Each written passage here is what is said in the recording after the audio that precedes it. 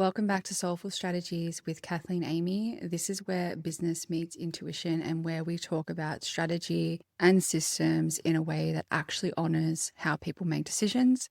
Because I think one of the biggest gaps online is that we're taught to treat people like they're robots. We're taught to act like we're robots when we run a business. Like if you just say the right thing and put in the right prompts in the right format at the right time, then they'll buy. And that's just not how it works in real life, especially not for the kind of businesses most of you are building, where people are hiring you or buying your product because of your mind and your standards and the way you hold things.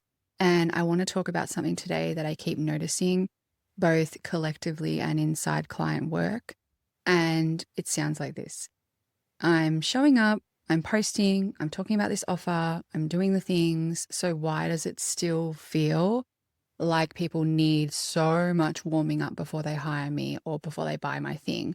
Or why does it feel like people love the content and then when it's time to actually invest, there's this hesitation, or they want to call, or they want to ask a million questions, or it feels like you're constantly reintroducing yourself? And honestly, this is particularly for service-based businesses. It's not that they're not probably seeing you enough, although it could be. It's often a proximity problem. And it's because when someone hires you for a service, especially anything nuanced or relational or higher trust, they're not just buying an outcome. They're buying how you think. They're buying your discernment. They're buying your judgment, your pace, your way of holding nuance. And you cannot communicate that fully in a single caption. Even if it's a brilliant caption, even if it's the best thing you've ever written, you cannot communicate that in a single post or a single caption. So people don't just need to see you or see you once or read your caption once. They need enough time with you that you stop feeling like a complete stranger or someone that they couldn't trust with their business.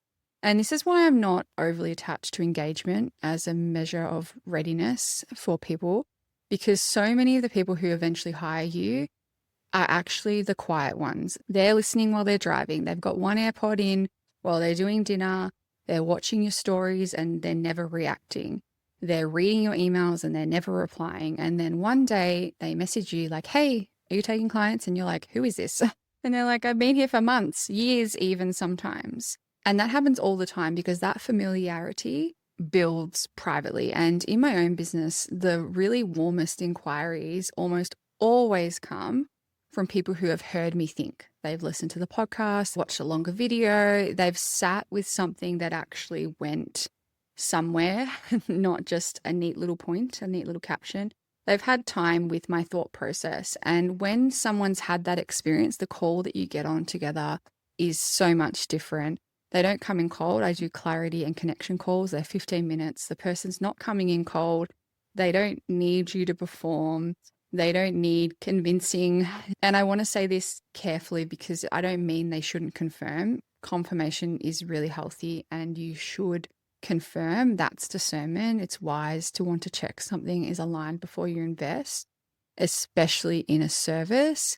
But the energy shifts. It's different. The energy has moved from convincing someone to buy your thing or to hire you to confirming. And I can feel that in my body when it's that kind of conversation. I can feel that energy because it's not me trying to prove anything. It's not me trying to persuade someone into a yes. It's just two people being in the same space energetically, even if digitally, and checking, does this actually feel aligned? Can I genuinely help you? Can we see this working together? Do we both feel good about the way this should unfold? And that's the vibe. And this is why my calls are 15 minutes now. They used to be 30. They used to be more exploratory. And over time, as my visibility strengthened and people have had more touch points before booking, I didn't need that much time. They'd already listened. They'd already absorbed. They'd already resonated. So now it's really their clarity and connection calls, as I said. And that didn't change because I suddenly decided people should hurry up. No. It changed because my ecosystem, my content, and my visibility got stronger. And I also want to say you don't have to be certain to book a call. That's not what I'm saying here. You just want to feel enough resonance that the call will be useful, that it won't be you sitting there trying to figure out what I do or whoever you're working with, whoever you're booking a call with, what they do from scratch. It's a grounded conversation. It's not certainty that you're definitely going to work together. It's not perfection. It's just enough alignment that the call actually makes sense to do it together. And it's mutual too, which I think is such an important piece that sometimes gets missed, because it's not just someone deciding if I'm a fit for their business. It's me deciding if I can genuinely help them and whether they're aligned with the way I work too. People fill in a form before they book. It's an application. I read it. I read all of them. And if I don't think I'm the right fit, I will tell them. And it's not because I'm above anything. It's leadership. That's systems doing their job. And that's actually protecting both of us. And this is where your wider ecosystem matters, because those touch points with potential clients are doing the work for you. Even something as simple as a clear website doesn't need to be complicated, doesn't need to be 10 pages. But when you have a simple on-brand aligned presence that articulates your philosophy and your offers clearly, people don't need to book a call, a discovery call, just to figure out what you do or whether they're aligned. They can feel that before they even speak to you.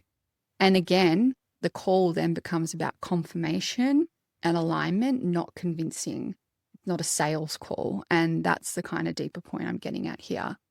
So if your business is built on trust, particularly, then your visibility and touch points is not just about marketing.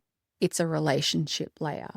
It's how people decide you're safe. It's how they understand your standards. It's how they get familiar with the way you are thinking. They get familiar with your thinking. And this is why long form or voice-led content is one of the most powerful ways to build that familiarity, because it lets people hear you think. It lets them be with your pace, your nuance, your little corrections mid-sentence, and all the things that make you you and make you a human being, not just a business. And it doesn't have to be polished. It doesn't have to be cinematic. It just needs to be thoughtful and consistent enough that that proximity can build, right? They can get an understanding of your offerings and how you work. And this is really where that rhythm comes into, and I talk a lot about rhythm.